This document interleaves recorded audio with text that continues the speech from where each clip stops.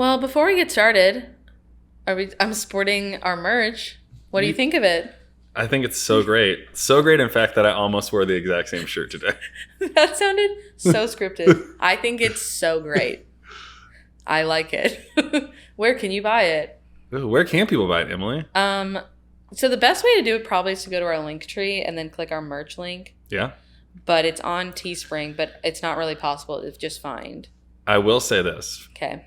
That if you use the promo code DZ2023, you get 20% off.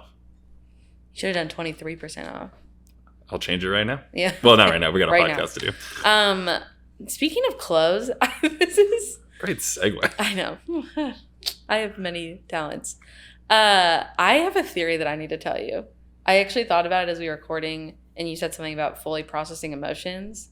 Okay. I can't believe I've never told you this. I believe this very firmly, that we process our emotions the same way we fold our laundry. Okay. You've never said that for sure, Okay. so say more. We were like, my boyfriend and I just started talking, and I told him that, and he just responded. He was just like, "What drugs did you take this morning?" But okay, how do you fold your laundry? So I'm thinking now Yeah, a way about On a this. meta Right? level? So it's really funny. It all depends on the mood I'm in. Sometimes I'm a very particular folder, so I try to fold nice and well. But there's times where I'll just lump things into a pile or ball them up. I used to be a roller. Okay. And I still do that when I travel because I think it gives you more space. Traveling gives you more space. Yeah, but socks and underwear, you just throw them into. But piles. It's in the basket. Do you dump it all out, or do you take one thing out of the basket? And do you hang up right away, or do you put it on hangers, make a pile, and then hang it all up? Yeah, so I pull one thing out of the basket when I fold it. I hang 98% of my clothes, so I don't actually fold very many things. So my kids' clothes are mostly what I'm folding, but I take them one at a time out of the basket. And then you put it directly into the closet. No, I fold them, put them on my couch, and then I put them back in the basket, and then take them upstairs, and then put them into wherever the person's thing is. No, for yours though. You take it out of the basket. Yeah. Put it on and put it. Okay, interesting. So you're like, I have one feeling, and I'm going to figure it out until I feel like it's in its place. That's right. Does that feel pretty accurate? So far, I feel like I'm nailing this. I think you're nailing it. Uh-huh. I think that might be true. I like to process things and move through them singularly. Yeah. So I dump it all out on the floor. Okay. And then I sit down, probably put a movie on, and It's a whole day. it's one of my favorite things to do though. But I wait till there's a lot, and then I make piles until the big pile is gone, little piles, and then it will all then it will go to the closet. But I'm with it all, sitting in the midst of it. Yeah. Yeah, I think nothing describes your deconstruction journey more than that.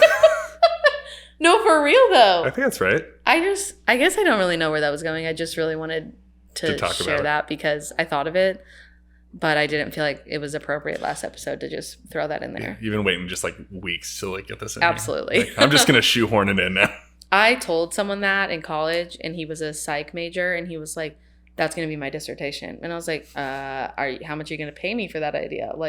Have you reached back out? Did he actually use it? He better not have. Might have to find I'm out. going to his wedding soon, so I'll ask him then. I like it. Okay, but I want to talk about a very specific phrase that I just thought of the other day, probably because someone said it to me. I don't know. So you didn't come up with the phrase. Someone said it to you. I did not come up with this Yeah, phrase. Okay. We're not just going to start talking about phrases I come up with. But I heard it a lot when I was deep in the PCA, and a lot of people will say, it's kind of one of those things that people will just say offhandedly now, well, obviously this, and then and they say, so anyway, they say to doubt your doubts. Mm-hmm. And they say, you're doubting your faith, classic, but when, just how you're doubting your faith, doubt the doubts you have. Sure. So, but first takes on that. Yeah, first takes. I don't want to First initial thought is that it's implying that you are not trustworthy, and anything that you believe is naturally and inherently wrong. So I don't love that. And then the other side of it, so from the pastor, whoever's saying it's perspective, what they're saying is like, so say you doubt the resurrection happened, then you have to ask yourself, why are you doubting that the resurrection happened? Which I don't think is altogether unhelpful. Like I think asking questions about your doubts. So practically, I think it's a great thing. Like deconstruct and doubt and like examine why you're doubting and what the core of it is. Okay. I think when it's said, it's probably not as positive and affirming as it is when you unpack the whole context outside of like a phrase that's unhelpful to someone who is like, I doubt that God exists. Well, you got to doubt your doubts. Like if you had a longer conversation, then do I have to doubt that doubt that I'm doubting this doubt? It's it's a slippery slope. That is when they talk about the slippery slope of deconstruction. That's the one they're talking about. That's the one they're talking about. Did you ever have that sign in elementary school that was like the slippery slope, and it was just a guy going, and it was like you can either fight someone or like hate them or talk about it? Never. Okay, I looked at that like every day growing up, and I was like, damn. So whenever someone says slippery slope, I just see this guy slipping in white goo and then hating someone on the playground. You have a real vivid image of it. Very vivid. Oh, this is a total side note. I'm in a side note mood today. I have every state has a color in my mind because Michigan, green, Oregon, brown, Texas, purple, Rhode Island, pink. Okay.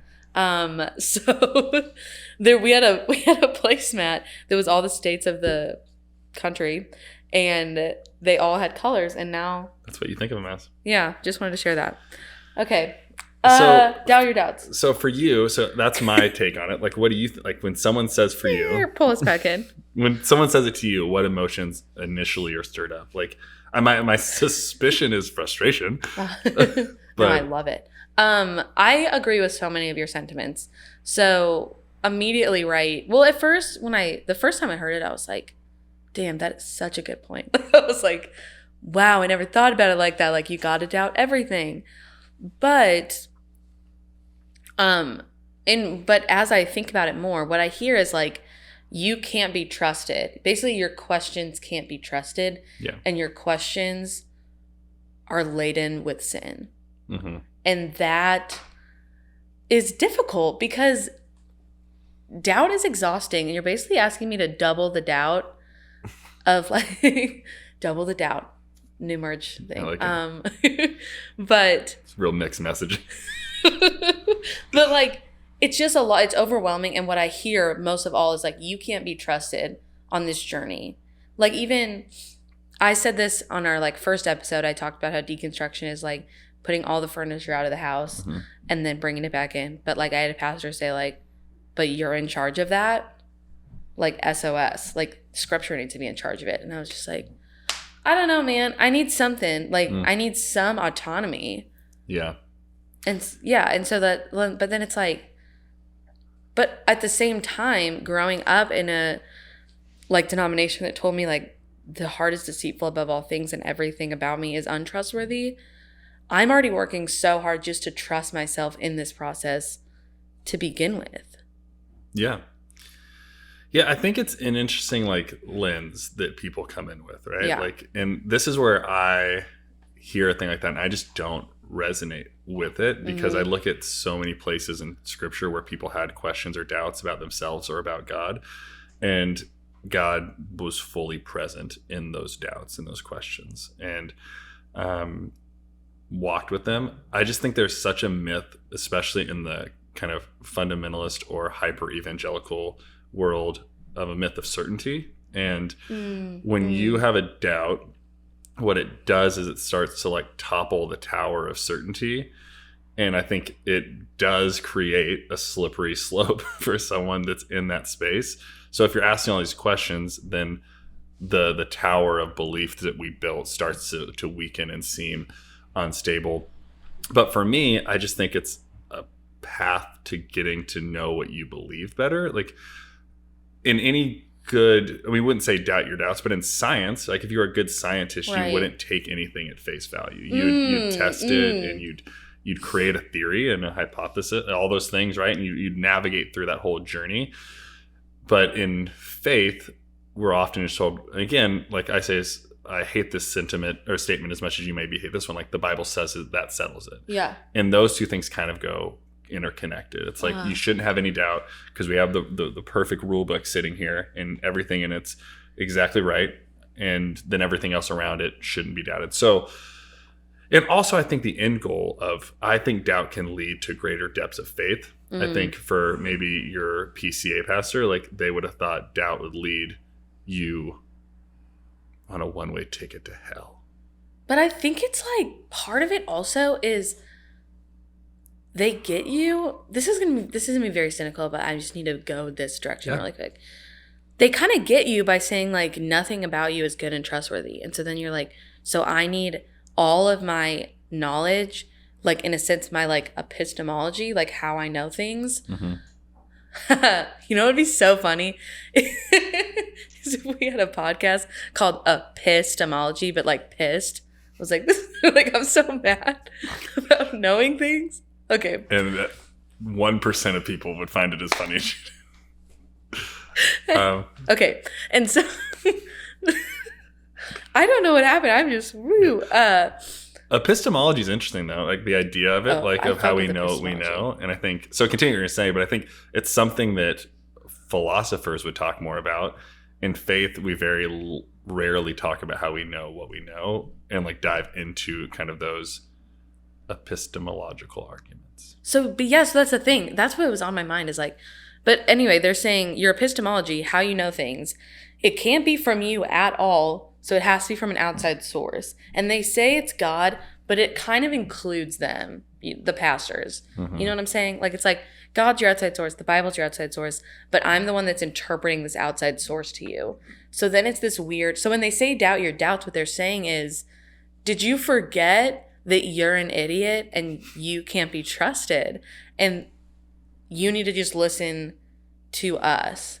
Yeah. And that like, if you've been in that for like 20 plus years, like it kind of gets to your head. Like you're like, are my doubts crazy?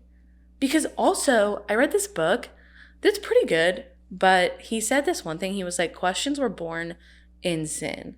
Satan brought questions into the world. Because he said the first question in the Bible, do you know what it is? Tell it to us for our listeners. Did God really say? That's the first time we see a question in scripture. And so he was like, the first time questions came in to deceive us by Satan. Satan invented questions. And that is a theology that will really get to you. And you think that everything you're doing is wrong. I don't really agree with him because then God redeems questioning because he says, where are you in the garden?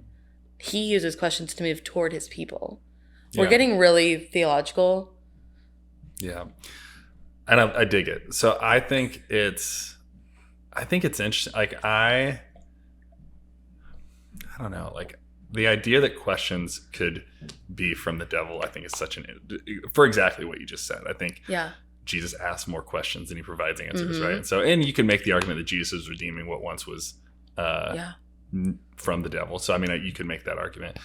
But I do think questions can be a great path to greater knowledge.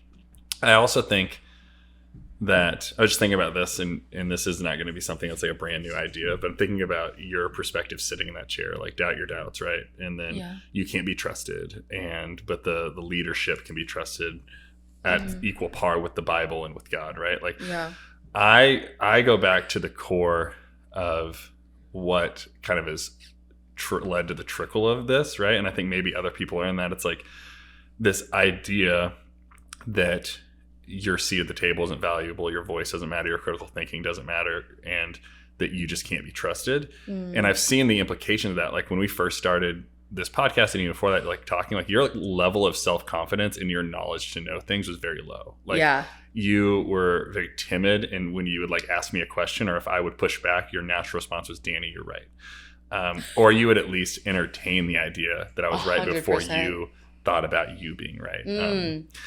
And I think that's really interesting. So I've watched your confidence grow. Yeah. And I don't always agree with the things you think, but I think as a testament to your friend and where I think what God is doing in you is really good. It's like you're reclaiming like the identity of who God created you to be and the confidence in yourself, and not thinking that other people are just naturally better, smarter, more faithful.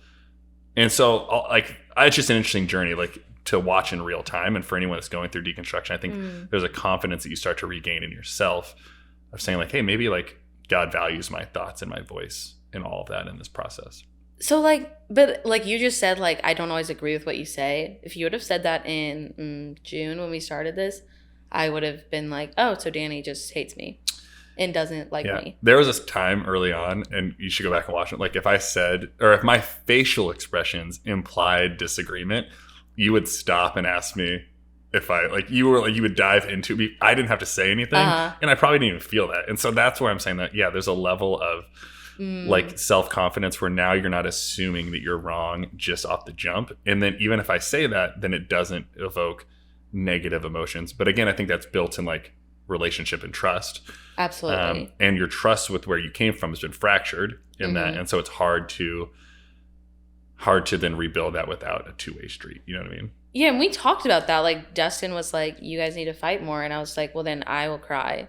Like, so we can. I don't mind crying on camera, but it's like, it's just, I love that you pointed that out because it has been a shift. But I think why I've been processing that phrase, I haven't heard it in a while because I haven't been in those spaces. But I think we were Marco Poloing. Are you into Marco Polo? I download it and then delete it, and I'm off and on. I love Marco Polo. It's my favorite way to communicate. Anyway, so there's an ad. Sponsor us. Google Docs and Marco Polo. We're just shooting for the big guns right away. But she was just like, yeah, and just don't forget to doubt your doubts. And then I was like, oh. But here's why I think that phrase got to me is because my sophomore year, we were talking about philosophers, my sophomore year of high school. And my teacher had us write a bunch of things that we know for certain. And it was like our name, I don't know. Your age. Sure. And just a bunch of things. Or like, did I have a dog? I don't know. And then we went outside. We wrote it on a piece of fruit. I didn't say that. And we went outside and we threw it up and he hit it with a bat and it exploded. He was like, he was a great teacher and it was a very vivid image. But like, he was like, this is what happens when you start to doubt something is you end up with nothing. You end up with no. You end up with no. Who's the philosopher that said, I think, therefore I am? I don't Descartes? think. Descartes. It was Descartes. Look at you. And I know my philosopher. Yeah, it was exactly Descartes. And he was like, so he ends up with nothing. And I told my therapist recently that that's kind of how I feel. Like, I feel like I pulled a thread on a sweater and now I'm naked. Like, so it's like doubt your doubts. I guess it's not that I was doubting myself, but feel like I'm at the end of the road of doubts and I'm left with nothing. And I'm like, maybe everyone was right and I shouldn't have pulled this thread. Yeah. That's interesting. So you say maybe you never should have pulled it. On the converse though, do you feel more at home where you are? Like, do you really feel that way, or do you feel like you should feel that way? Ooh, good question.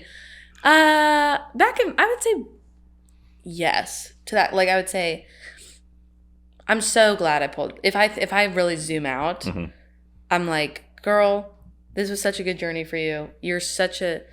I'm who I am today in so many ways because I started pulling the thread. And I'm really happy with my life in a lot of ways. But in the moment, sometimes it can feel like it's vulnerable to feel naked. Yeah. So sorry we're using the image of being naked, but like like that is very vulnerable. And it doesn't, so it's like this balance of we're watching Emily's journey of trusting herself more and having more confidence, and at the same time I feel like I have nothing to clothe me or protect me. This is the analogy is kind of faltering, but I kind of am trying to stick with it. I think we're all with you. Yeah. Yeah, I get it. I mean, I think it's got to be, it's vulnerable and like in a weird space to, because you've said this before and I've said this to you, like everything you once knew and all the clothes you once had, like all the things that you used to like have that you would like wrap yourself in are no longer the things that you find the same level of comfort or protection or value in. And so there is a shifting of those things. And it's like for a while, I'm sticking with the analogy. I can tell when you're going to double down hard on it. For a while. So let's say it was like a sweater, right? Yeah. Okay. Yeah. Like the Embrace the Journey Deconstruction on merch one you're wearing right now. But don't pull these threads. All right, continue. Sorry. Okay. I shouldn't have derailed you. God, whatever. No, I'm kidding. It's like I pulled it, and then for a little bit, I just had like a sweater tank top. So it's like it wasn't as protective of a piece of clothing, sure, but it was still something. Yeah. Yeah, I'm with you on that. Like, and then I was just vibing in the tank top for a while, the sweater tank top, weird look. But then I just kept pulling, and then I have nothing. And I think some people, like I had a conversation with Crispin Mayfield a while back. This will be later. And I asked him, I was like, why didn't you just like leave? Like if it's so harmful. And he was like, I just couldn't do that. Like I wasn't ready for that. I didn't want to do that. And so like, I think he like kept his tank top and found the way to like make that work with his style. I'm really your real style. But like, I don't feel like I have any of that protection anymore. Like I just took it to the extreme, and I wasn't planning on taking it to the extreme. I was maybe just planning on like having the collar a little bit loose. Yeah, I'm with you. Let's shift off this. So I have an interesting question that I wanted to ask today. That's interesting. Because I think we are the people we are, and we may think one thing, right, in this one space, and then so I say to people like the type of pastor I am is defined by my childhood experiences, like, and so like I do that. So, and I don't know how far this question goes, so maybe it's not that good, but I feel like you were Bible student of the year, right? Yeah. You were like the poster child. Are you trying to be the deconstruction student of the year? Ooh, oh shit. That's a phenomenal question, dude. Yeah, it crossed my, because you're deconstructing with the same fervor I imagine you did your faith, and so I just wonder, and not even wonder, because I would say I think you are doing that. Like, but what do you feel like that? Again, I don't think it's a bad thing. Yeah, no, but it's an interesting thought. Well, I think I wanted to be the poster child of you can do this and not lose your faith. That's what I wanted to be the poster child of. Mm-hmm. Like, get the deconstruction but still be a Christian award. Sure. And then it just kept going, and then I feel like I had that award for a little bit. I feel like I was like showing people like, hey, look, I can like. Yeah, you were preaching. You were you were like on all, like you were still holding up all the absolutely the markers of what that would mean. And some people were pissed. Sure. And some people thought that was me going off the deep end. And that's fine. So potentially recorded a while back. And so maybe it would be the episode before this one. And maybe we said, or two before this. And maybe you've already answered this. But if you're willing, like, where are you, like, spiritually in your deconstruction? Because it's like there was a sense of when we started this, right? Yeah. That it's like there's been tension, right? Like, I'm going to hold the tension. But this podcast was... Right. I wasn't we would have never said it was me walking you through or pastoring you through your deconstruction, right? We would have not said that. But in some ways, it manifested itself that way. It's like you were deconstructing, I'm bouncing ideas, we're creating a safe space, right?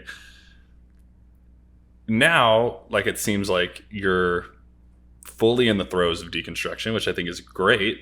But I think, and I think for people listening or watching, I think it's great for us to, with honesty, say we are. Like, I got railed for a Pride and Prejudice lie. And so can we talk about how you commented back to that person? I heard he didn't have enough pride or prejudice. Yeah, I thought it was pretty funny. I thought that was phenomenal.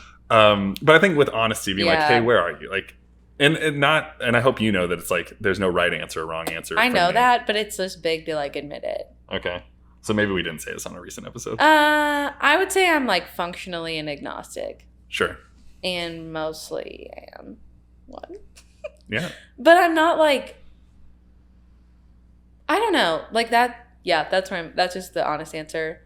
I don't really pray. And it's been kind of nice. But I don't necessarily feel like I'm at the end of the road or at the end of my journey. Yeah. Like I've told some people and they were like, well, that makes me so sad. And I'm like, it kind of makes me sad too. Like it's a weird place to be at. But I don't think that my journey with God is over. Mm-hmm. Maybe I don't think it is. I don't know. I definitely am not like hardcore atheist. Like there's no God, there's nothing, there's no meaning. Right. I think this is what it is. Ooh, I think this is the point when all the furniture's out of the house. Mm. Yeah.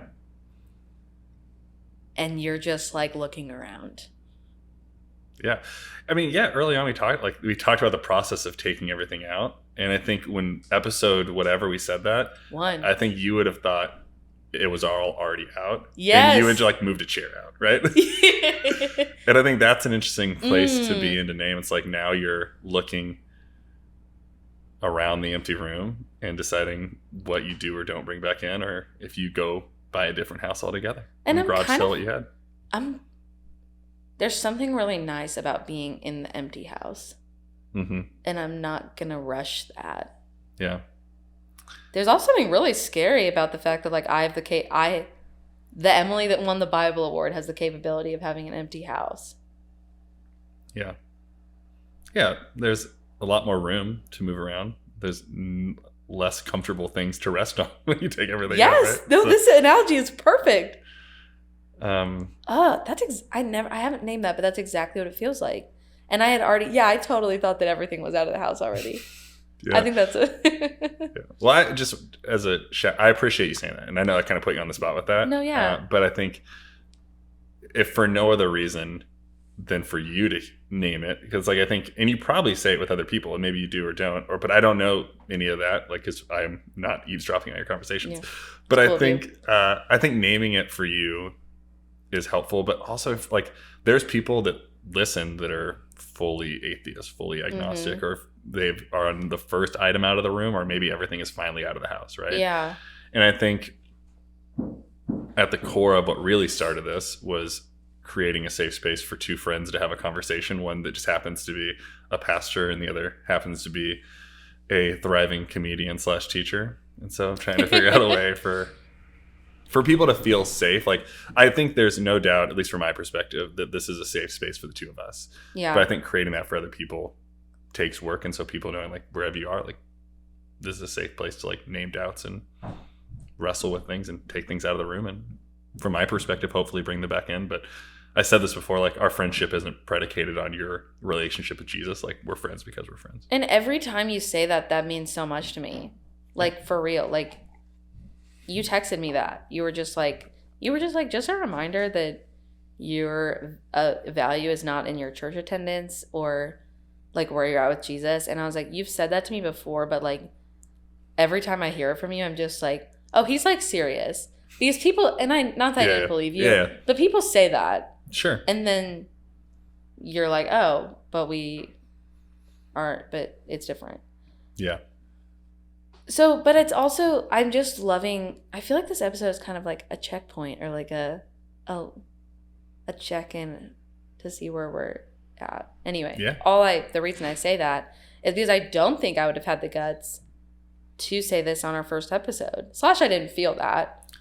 Yeah, I think in the same way that I said earlier, the confidence of Emily has shifted. I think the self-awareness of where you're at has shifted. I think the vulnerability to be honest has shifted. Like I think there's the Emily of then is different than the Emily of now. If I was feeling this way in the summer, I would not have said it. I would have said pretty much exactly what I said in our first episode. Like, because I wasn't ready for people to know. Yeah.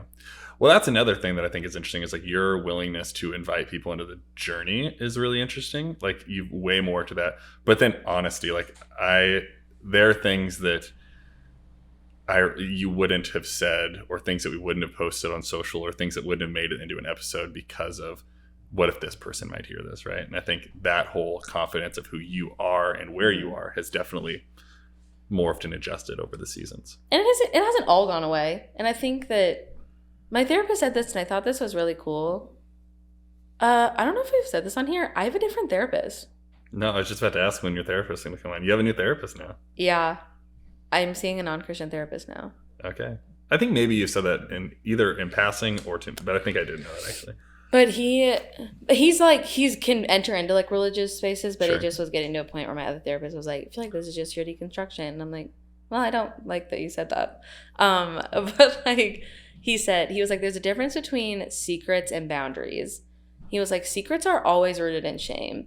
And he was like, if I felt like you were keeping your beliefs a secret because you felt shame about them, then I would say you need to be more open. He was like, however, I don't think it's wrong to be like, oh, this person's not a super safe person to bring this up, or it wouldn't be helpful. Yeah. So I can still set that boundary. And that's been this is totally going a different direction, but that's been a game changer for me because I feel like if I'm not sharing everything, then that means I have shame. But that isn't the case. Yeah, exactly right. I just needed to say that, I guess.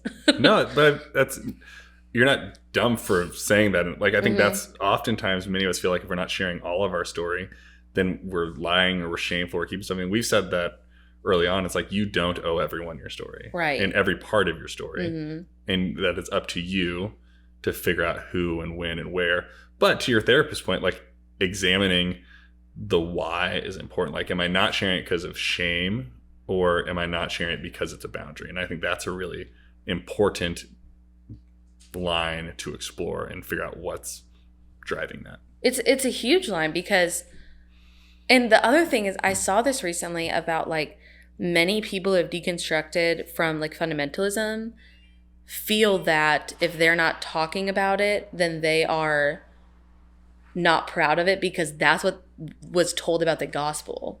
Yeah. Right? Like it was like if you're not shit telling everyone the gospel, then you aren't proud to be a follower of Jesus.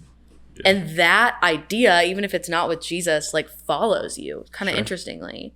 Yeah. So there is this like pressure and shame of not sharing literally everything you think about everything. I don't know. It just was helpful to me, I think. And so all that to say, I don't feel like I need to have that boundary with the people who listen to this podcast. And I pretty much don't feel shame about it. Pretty much don't. Well, so I think, I mean, we've been a little bit all over the place, but I think we could probably land the plane. And so like we've done a really interesting deep dive into where you're at, right? And I think that's really interesting. And like so I think I'm trying to do the mental math. 6 months about is how long we've been doing this, maybe? Like, yeah. What do you project for the next 6 months? Like, or what do you hope for the next 6 months for you? Yeah, that's a good question. Sometimes it feels like it shouldn't be this drastic of a shift in such a short period of time. Sometimes I feel kind of stupid for that, like I'm being dramatic. I just needed to say that. Thanks for saying, no, Emily, you're not dramatic. Okay. No, Emily, you're not dramatic. But like, my hope, honestly, I'm not sure. My hope is that I just like continue to be honest and see where it takes us. This is kind of like, I feel like we're like, is this like the Lewis and Clark of deconstruction? Yeah, I was about to, I didn't know what you were going to say, but I was going to say it feels a little bit like we're moving. The first 6 months were very charted territory, and we're at the Lemhi Pass, which is where they had to shed the canoes and they had to go a different way. Wow, you really know your westward expansion history. I'm going to end with this, and this is going to be freaking beautiful. Okay, so there was this map somewhere. This is really great. I know all the details of this. And it said like, and the parts that no one had ever mapped before, it said like, here be monsters and here be giants and all this. And then someone got this map. I don't know a lot about this story, but it means a lot to me. Someone got this map, put all like, and crossed out all the things that said like, here be monsters, here be giants. And on all of those, they just wrote, here be God. And like, I think I love that. I don't know what I think about God right now, but like, I believe that whatever God is, like, we're always,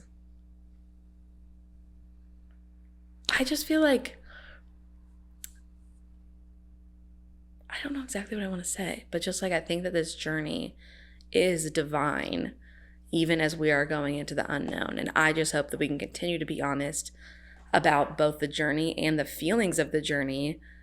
Because again, I think, like, I'm thinking about if Emily 6 months ago was listening to Emily today, she would be like, wow, someone went a little wild. But it's like, we need people to know we're not alone. Sure. That wasn't like a great answer, but I think it was wonderful. Okay. It was true to where you are, and I think and true to where we're going.